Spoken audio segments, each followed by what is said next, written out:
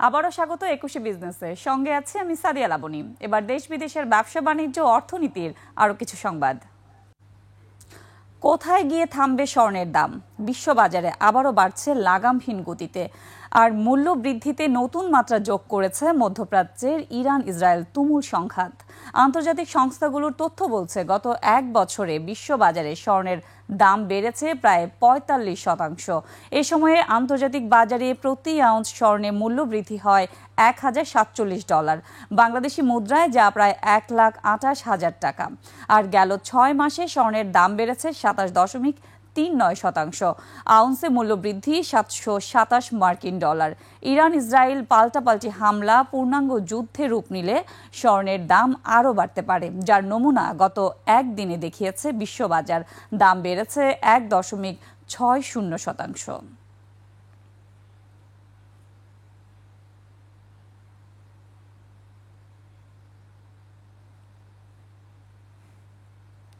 এদিকে দেশের বাজারে আরেক দফা বেড়েছে স্বর্ণের দাম। এবার সবচেয়ে ভালো মানের অর্থাৎ ২২ ক্যারেটের প্রতি ভরি স্বর্ণের দাম ২,১৮২ টাকা বাড়িয়ে নতুন দাম নির্ধারণ করেছে বাংলাদেশ জুয়েলার্স সমিতি।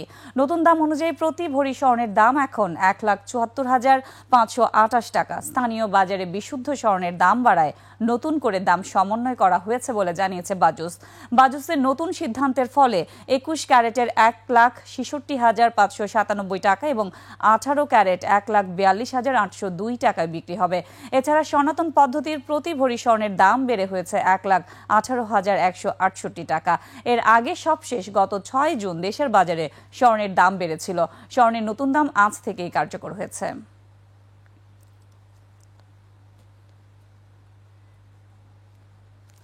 ইরান ইসরায়েল পাল্টাপাল্টি হামলায় অস্থির হয়ে উঠেছে জ্বালানি তেলের বাজার। কয়েকদিনের টানা উত্তেজনায় বিশ্ববাজারে অপরিশোধিত জ্বালানি তেলের দাম বেড়েছে প্রায় ১০%। অপরিশোধিত জ্বালানি তেলের আন্তর্জাতিক বাজারে ব্রেন্ট ক্রুডের দাম একদিনেই ব্যারেল প্রতি $৫.১০ বা প্রায় ৭.৪% বেড়েছে। প্রতি ব্যারেলের মূল্য দাঁড়িয়েছে $৭৪.৪৬। এদিকে গতকাল জ্বালানি তেলের দাম ব্যারেলে সর্বোচ্চ $৭৮.৫০ পৌঁছেছিল, যা ২৭ জানুয়ারির পর সর্বোচ্চ। অন্যদিকে এ সময় মার্কিন ওয়েস্ট টেক্সাস ইন্টারমিডিয়েট অপরিশোধিত তেলের দাম বেড়েছে $৫.১০ বা ৭.৫%। ব্যারেল প্রতি মূল্য স্থির হয়েছে $৭৩.১৫। এদিকে ইরানের তেল ও জ্বালানি স্থাপনায় হামলা আরও বাড়লে হরমুজ প্রণালী বন্ধ করে দিতে পারে দেশটি। হরমুজ প্রণালী ইরানের অন্যতম বড় অস্ত্র। হরমুজ প্রণালী পারস্য উপসাগরে প্রবেশের একমাত্র সমুদ্রপথ। যুক্তরাষ্ট্রের জ্বালানি সংস্থার তথ্য অনুযায়ী বিশ্বের মোট তেল চাহিদার প্রায় ২০% এই পথ দিয়ে পরিবাহিত হয়। এমন পরিস্থিতিতে তেল সরবরাহ ব্যাহত হওয়ার শঙ্কা দেখা দিয়েছে বলে জানিয়েছেন বিশেষজ্ঞরা। তৈরি পোশাক শিল্পের মালিকদের সংগঠন বিজিএমইএ নতুন সভাপতি নির্বাচিত হয়েছেন রাইজিং ফ্যাশনসের ব্যবস্থাপনা পরিচালক মাহমুদুল হাসান খান। তার নেতৃত্বাধীন নবনির্বাচিত পর্ষদ ২০২৫-২৭ সাল মেয়াদে বিজিএমইএর পরিচালনার দায়িত্ব পালন করবেন। শনিবার রাজধানীর উত্তরায় বিজিএমইএ কার্যালয়ে সংগঠনটির নতুন সভাপতি সহ ৭ জন সহ সভাপতি বিনা প্রতিদ্বন্দ্বিতায় নির্বাচিত হন। বিজিএমইএ নির্বাচন বোর্ডের এক আনুষ্ঠানিক ঘোষণায় তথ্য জানানো হয়েছে। নতুন কমিটিতে বিজিএমইএর প্রথম সহ সভাপতি নির্বাচিত হয়েছেন কেডিএস গ্রুপের এমডি সেলিম রহমান। জ্যেষ্ঠ সহ সভাপতি নির্বাচিত হয়েছেন অনন্ত গার্মেন্টসের এমডি এনামুল হক খান। নতুন কমিটি আজ দায়িত্ব গ্রহণ করবেন। দেশের সরকারি, বেসরকারি ও ব্যক্তি প্রতিষ্ঠানে ভারত সহ বিশ্বের বিভিন্ন দেশের সফটওয়্যার কিনতে প্রতি বছর গুনতে হয় প্রায় ১৯,০০০ কোটি টাকা। আর এর মধ্যে শীর্ষে আছে ভারতীয় সফটওয়্যার। উদ্যোক্তা তৈরি না হওয়ায় বিদেশি সফটওয়্যারের উপর এই নির্ভরতা একদিকে যেমন তথ্য নিরাপত্তার ঝুঁকি আছে, তেমনই ব্যয় হচ্ছে আকাশচুম্বী। আদিত্য মামুনের রিপোর্ট। ডিজিটাল বাংলাদেশের এক যুগেও নিজের পায়ে দাঁড়াতে পারেনি সফটওয়্যার শিল্প। সরকারের প্রায় সব দপ্তর, ব্যাংক, বিমা সহ বিভিন্ন প্রতিষ্ঠানে ব্যবহৃত অধিকাংশ সফটওয়্যারই বিদেশি। বলা যায় এই খাতে ভারতের প্রভাব লাগামহীন। ফলে নিরাপত্তা ঝুঁকির মধ্যেই ঘুরপাক খাচ্ছে সরকারি, বেসরকারি প্রতিষ্ঠান ও নাগরিকের তথ্য। মজাদার হচ্ছে বাংলাদেশের সফটওয়্যার কোম্পানিগুলো ইউরোপ আমেরিকার অনেক সরকারি প্রতিষ্ঠানের জন্য সফটওয়্যার তৈরি, কিন্তু আমাদের দেশে আমরা সফটওয়্যার তৈরি করতে বারবার ব্যর্থ হচ্ছি। তার পেছনে শুধুমাত্র যে সফটওয়্যার কোম্পানির দোষ তা না, কিন্তু যে প্রতিষ্ঠান সফটওয়্যার কিনছে তারা তার প্রয়োজনটা সঠিকভাবে স্পেসিফাই করতে পারছে না, যার ফলে পরবর্তীতে একটা ভুল বোঝাবুঝি এবং দ্বন্দ্ব এবং বিদেশ নির্ভরতা। ভারতীয় তথা বিদেশি সফটওয়্যারের পাতা ফাঁদ থেকে রক্ষা পেতে দেশীয় সফটওয়্যারমুখী হবার পরামর্শ বিশেষজ্ঞদের। আমাদের নিশ্চিতরূপে ভারত নির্ভরতা আছে আমাদের অনেক সফটওয়্যার ক্ষেত্রে, এবং এবং সেটা আরো অনেক ঝুঁকিপূর্ণ আজকের বৈশ্বিক বাস্তবতায়। আর সেই সঙ্গে মার্কিন সফটওয়্যার, অনেক সফটওয়্যার আমরা ব্যবহার করি যেগুলো অত্যন্ত ব্যয়বহুল, এবং তার চেয়ে অনেক কম খরচে ওপেন সোর্স ভিত্তিক সফটওয়্যার দিয়ে আমরা অনেক কাজ করতে পারি। তো সেই জায়গাগুলো আসলে বিবেচনায় আনা উচিত। তথ্য ঝুঁকি ছাড়াও অর্থ পাচারের জালেও বন্দী দেশ। প্রতি বছর বিদেশি সফটওয়্যার কিনতে ব্যয় হয় বিলিয়ন বিলিয়ন ডলার। প্রতি বছর $1 থেকে $1.5 বিলিয়ন মতো বিদেশ থেকে সফটওয়্যার আসে। বেশিরভাগ অ্যামাউন্টে কিন্তু আসলে ভারতীয় কোম্পানি, এবং এর একটা বড় অংশ প্রায় 50%-এর বেশি, মানে আমি যদি বলি প্রায় $250 বিলিয়ন বা 500 মিলিয়নের মতো শুধুমাত্র হুন্ডির মাধ্যমেই এই টাকাটা দেশের বাইরে যায় সফটওয়্যার কিনতে। অবৈধ চ্যানেলে লেনদেনের ফলে বছরে সফটওয়্যার বাবদ 2,500 কোটি টাকা রাজস্ব হারাচ্ছে বাংলাদেশ। আদিত্য মামুন, 21 টেলিভিশন, ঢাকা।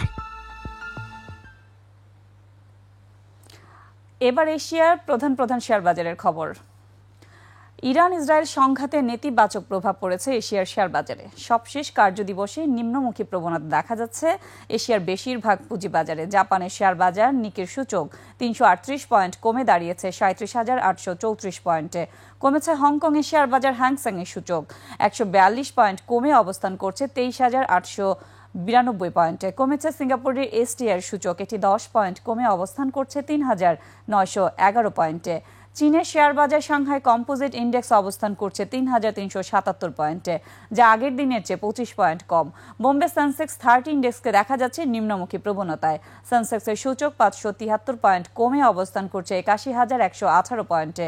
কমেছে থাইল্যান্ডের থাই স্টক এক্সচেঞ্জের সূচক, এটি 5 পয়েন্ট কমে অবস্থান করছে 1,122 পয়েন্টে। এখন জানিয়ে দিচ্ছে আন্তর্জাতিক বাজারে জ্বালানি তেলের মূল্য পরিস্থিতি। বিশ্ববাজারে জ্বালানি তেলের দাম বেড়েছে। আগস্ট 2025 সরবরাহ চুক্তিতে ক্রুড অয়েল ব্রেন্ট ব্যারেল প্রতি বিক্রি হচ্ছে $74.23, যা আগের দিনের চেয়ে প্রতি ব্যারেল $4.87 বেশি। আন্তর্জাতিক বাজারে গম, তুলা, চিনি ও সয়াবিন তেলের বাজার দর। বিশ্ববাজারে বেড়েছে গমের দাম। শিকাগো বোর্ড অব ট্রেডে সেপ্টেম্বর 2025 সরবরাহ চুক্তিতে প্রতি বুশেল গমের ভবিষ্যৎ মূল্য দাঁড়িয়েছে 559.25 সেন্টস, যা গত দিনের চেয়ে 17.50 সেন্টস বেশি। আন্তর্জাতিক বাজারে তুলার দাম বেড়েছে। ডিসেম্বর 2025 সরবরাহ চুক্তি অনুযায়ী প্রতি পাউন্ড তুলার মূল্য দাঁড়িয়েছে 67.84 সেন্টস, যা গত দিনের চেয়ে 0.37 সেন্টস বেশি। বিশ্ববাজারে কমেছে চিনির দাম।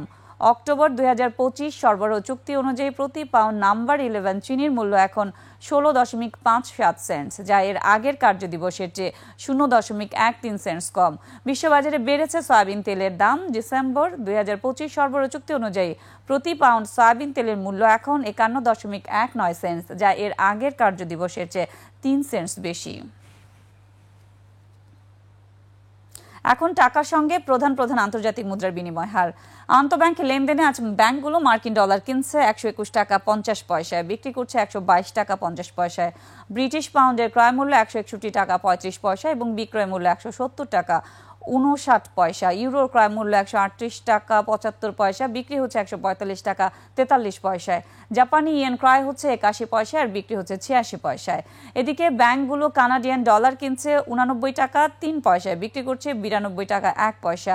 ভারতীয় রুপির ক্রয় মূল্য 1 টাকা 34 পয়সা, বিক্রি হচ্ছে 1 টাকা 50 পয়সায়।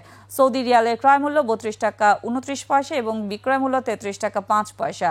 মালয়েশিয়ান রিঙ্গিত ক্রয় হচ্ছে 28 টাকা 45 পয়সা এবং আন্তঃব্যাংকে বিক্রি হচ্ছে 29 টাকা 34 পয়সায়। দর্শক, এরই সঙ্গে শেষ করছি আজকের 21 বিজনেস। আগামীকাল দুপুর 1টায় আবারও ফিরে আসবো 21 বিজনেসের সব আয়োজন নিয়ে। দেখার আমন্ত্রণ রইল। 21-এর সঙ্গেই থাকুন।